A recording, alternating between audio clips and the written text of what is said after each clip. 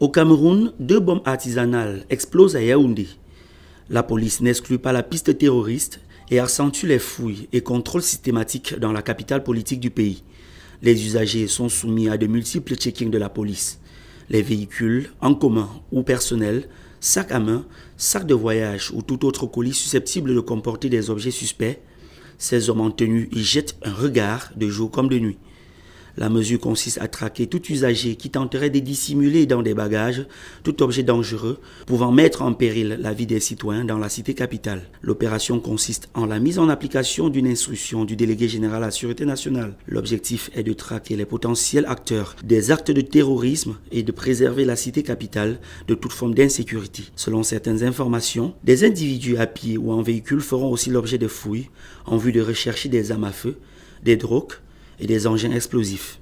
La police qui mène ces opérations va procéder au bouclage inopiné des quartiers chauds et des opérations coup de poing vont être menées. Il convient de rappeler que dans la nuit de samedi à dimanche, 2 bombes artisanales ont explosé au même moment à Mélin et à Emana, 2 quartiers de la capitale respectivement situés dans l'arrondissement de Yaoundé 6 et de Yaoundé 1er. Selon le bilan officiel, 2 blessés graves ont été enregistrés. Plusieurs jours après cet acte odieux, les acteurs sont toujours recherchés. En Gambie, le gouvernement reste ferme sur sa décision concernant l'homosexualité. Sur la base de ses valeurs socio-culturelles, l'État déclare qu'il n'a pas l'intention de dépénaliser cette pratique, ni de réactualiser les lois sur l'homosexualité et ne compte pas revenir sur sa position en échange des fonds d'aide. Partant de cette mise au point, faite mardi 23 juin 2020, le gouvernement du président gambien Adama Barrow a relevé n'avoir été à aucun moment confronté à l'option d'accepter les fonds des donateurs comme monnaie d'échange ou conditionnalité pour l'assouplissement des droits des personnes de même sexe. La position affichée par le gouvernement est une réponse aux accusations de certains opposants au régime qui font croire à l'éventualité d'une dépénalisation de cette pratique dans le pays. Le gouvernement gambien a fait savoir qu'il respecte et protège les droits humains fondamentaux de tous les citoyens, tel que défini par la Constitution, et qu'il est erroné de penser qu'il a accepté un compromis pour prendre des fonds européens en échange de l'acceptation des droits de certaines catégories de personnes dans les lois du pays.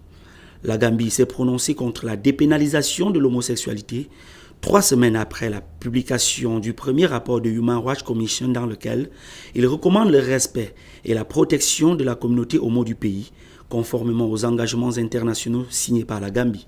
Ce passage a suscité un tollé dans le pays. L'homosexualité est interdite par la Gambie où elle est passible de 14 ans de prison. La loi a été votée sous l'ancien régime en 2014. Toutefois, le Gabon est l'un des rares pays de l'Afrique subsaharienne qui a acté la dépénalisation de l'homosexualité. Les législateurs de la Chambre basse du Parlement gabonais ont voté en sa faveur le 23 juin 2020. En République démocratique du Congo, les pro-Tshisekedi et les pro-Kabila se déchirent sur la réforme judiciaire, la réforme du pays. La réforme du système judiciaire prononcée par les députés du FCC de Joseph Kabila a déclenché de vives tensions au sein de l'UDPS du président Tshisekedi. Minoritaire à l'Assemblée nationale, le parti présidentiel a décidé de manifester sa colère dans la rue. 2 centaines de manifestants ont convergé devant le Palais du Peuple, siège de l'Assemblée nationale congolaise, mercredi matin, dans l'intention de bloquer les accès aux députés. Sur des motos et portant des bâtons pour certains, ils ont mis le feu à des pneus et des poubelles à travers des axes routiers situés à proximité. Les manifestants s'en sont également pris à 2 immeubles détenus ou supposés l'être par des personnes pro-Kabila. Des affrontements sporadiques ont opposé manifestants et forces de l'ordre, mais en fin de matinée, la police continuait de se tenir à distance. Au contraire de la veille, lorsqu'une centaine d'entre eux avaient manifesté sous les fenêtres du Parlement avant d'être dispersés à coups de gaz lacrymogène par des forces de l'ordre.